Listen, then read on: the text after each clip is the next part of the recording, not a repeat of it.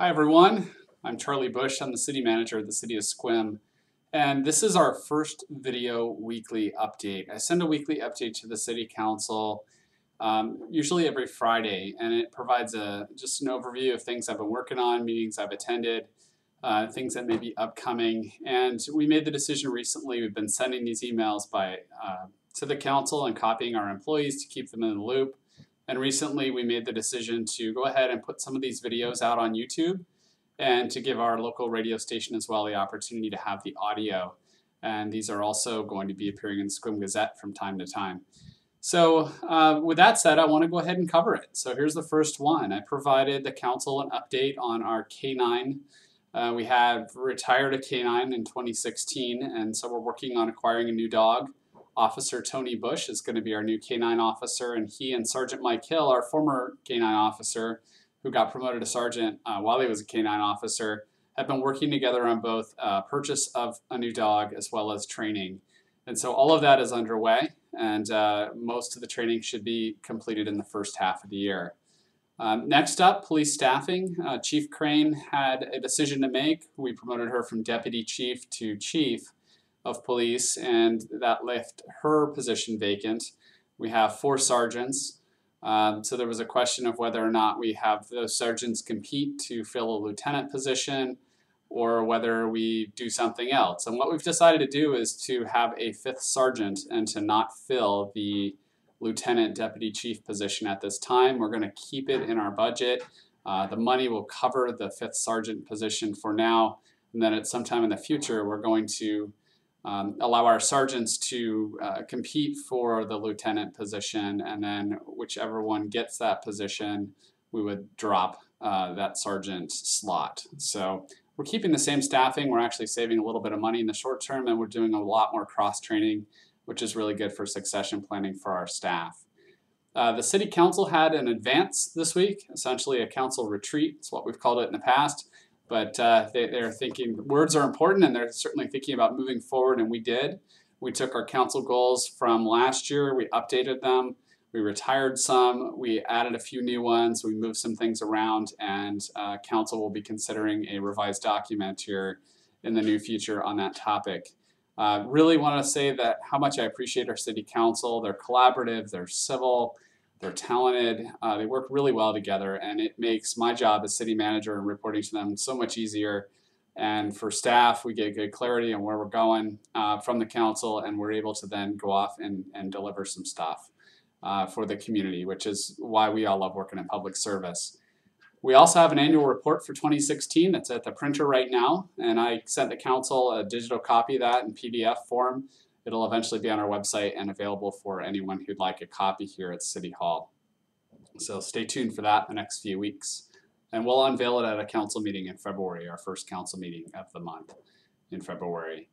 I attended a community conversation on hate that was put together by Community Plus, one of our local organizations that fosters civil dialogue, pardon me, tongue twister. This was a result of an incident that happened in the school district, and wanting to have a discussion about that, which one, I really commend Community Plus on wanting to have a discussion, and the community members who attended for the courage to do that. There was a lot of emotion in the discussion, which shouldn't be a surprise, and we kind of talked through what happened with that particular incident to the degree that it could be shared, the school district's response to that, where it's headed. But more importantly, the bigger issue is what's to say about our community when these things happen, and what else can we do to come together as a community. And I really feel like the first step is getting into a conversation. So this was a good first step. There were discussions about having more ongoing conversations on this topic. Certainly recommend that we do that as a community. I'll be talking with council a little bit about that. I intend to be a part of those. There was a suggestion that perhaps we bring in some additional speakers for our community, and so we're going to take a look at that, but I'm going to caution our council on Monday night that we need to be careful how much we're able to take on, because we've got a full slate of projects for 2017 as well. So we're going to work collaboratively, as we often do with our community partners like Community Plus, like our school district, and others to make sure we advance the community in this area. Just a note on hate, bias, discrimination, these things are present everywhere. They don't necessarily rise to the level of crimes, but these are really healthy conversations for all of us to be having, because it's the only way that we can really make progress in these areas is when something happens, to talk about it, to learn from it, and to really, for all of us, because we all have internal biases, to take time to self-reflect and really think about our actions, our thoughts, and our words. So that's my soapbox on that. My apologies, but hopefully that was on point for all of you out there. The North Olympic Legislative Alliance is another meeting I went to also on Thursday night. It was a busy evening. And at that meeting, I had the opportunity to work on a joint legislative agenda within Clallam County that's getting more and more refined, and it's likely not to be really something that's acted upon until the next legislative session. But with that said, it's been a really good collaborative process with a whole bunch of different organizations, both public and private and nonprofits in the region. And I'm excited to have been asked to be a part of it, and that our city was asked to be a part of it. And I'm going to recommend that we formally join the North Olympic Legislative Alliance here in the next few weeks. So I'll be talking more with the City Council about that. And lastly, I always let the council know if I'm headed out of town or if I'm going to a training or something like that, and I'm going to be going to the Alliance for Innovation Lab that is upcoming in Bellevue, Washington on Thursday afternoon. The Alliance for Innovation is an organization that's a collaboration between Arizona State University, the International City-County Management Association, of which I'm a member. Joe Irvin, our Assistant City Manager, is also a member. And what used to be known as the Innovation Groups, which is a group of self-selected cities and counties that are really trying to up their performance and up their level of innovation. And so we peer share.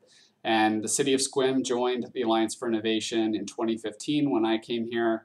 I happen to serve on the board of directors, and their programs are really great opportunities to collaborate amongst cities and counties and learn from each other. And so I'm excited to go to this, and you'll hear more from me about the Alliance for Innovation in the future. Well, I hope this has been helpful and informative for you. Again, welcome to our first video weekly update, and feel free to send me feedback if you want. My email's on our website, as well as you can certainly give me a call. I'd love to hear from you. Thank you very much, and have a great day.